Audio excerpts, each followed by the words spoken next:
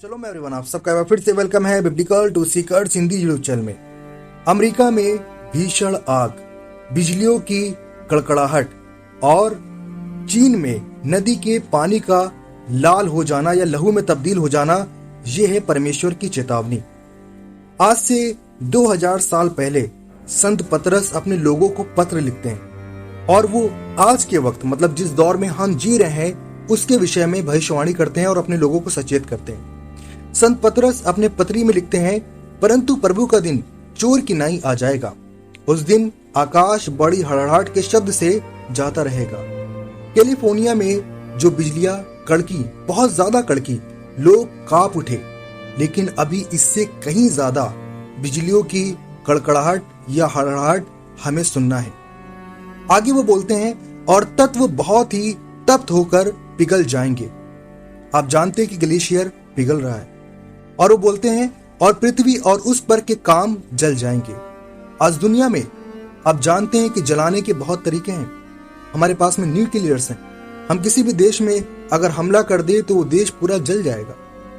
ये परमेश्वर का दास आज से 2000 साल पहले ग्लोबल वार्मिंग की नबूवत कर रहा है। उस वक्त में पेट्रोल नहीं था, डीजल नहीं था, उस वक्त में गैस नहीं थी जिसपे खाना पकाया जाता है, उस वक्त में एरोप्लेन नहीं था, उस वक्त में वो संसाधन नहीं थे जिसमें आग का या बिजली का बहुत ज्यादा प्रयोग होता हो। उस वक्त में कंपनियां नहीं थी, लेकिन उस व्यक्ति को, ट्रू विजनरी को परमेश्वर ने बताया था कि क्या होगा, वक्त के साथ में किस तरह से दुनिया तब्दील होगी, चेंज होगी। और जिस प्रकार से संत पतरस ने लिखा था वो आज हमारे वक्त में पूरा हो रहा है। गर्मी बढ़ रही है, ग्लेशियर पिघल रहा है। आप में से हर एक पढ़े लिखे व्यक्ति ने ग्लेशियर के पिघलने के विषय में बहुत पढ़ा होगा। बहुत से लेख भी आप लोगों ने लिखे होंगे उसके ऊपर अपने 10वीं या 12वीं की क्लास में। आगे संत पतरस बोलते हैं, तो जब ये वस्तुएं इस रीति से पिघलने वाली हैं तो तुम्हें पवित्र चाल चलन और भक्ति से कैसा मनुष्य होना चाहिए। संत पतरस साफ बोलते हैं कि ये सब कुछ पिघल जाएगा, सब कुछ बर्बाद हो जाएगा। आज प्राकृतिक तौर पर समुंदर बढ़ रहा है क्योंकि बर्फ पिघल रही है, गर्मी बढ़ रही है, ग्लोबल वार्मिंग की वजह से तब्दीली आ रही है मौसमों में।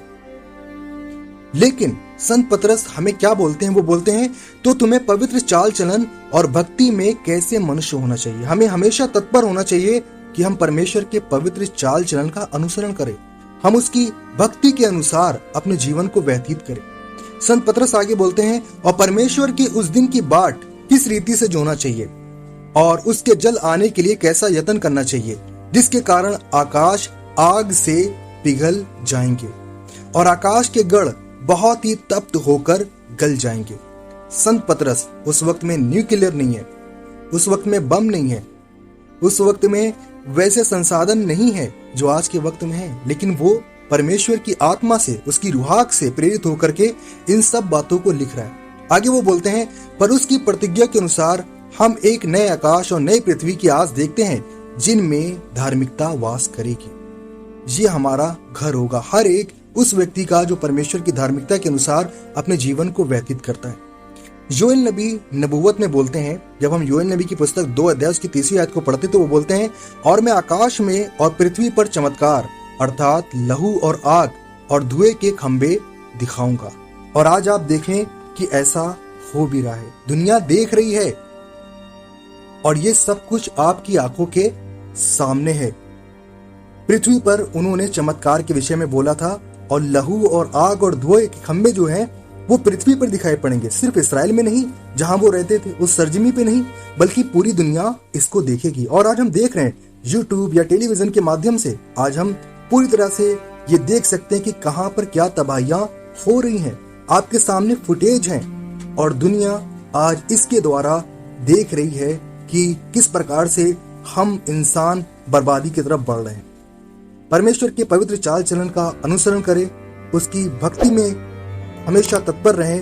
आप सबको अब्राहम, इसहाक, इसराइल, कलीम आशीष दे, परमेश्वर की चेतावनी को समझे और मन फिराए। आप सबको शलोम।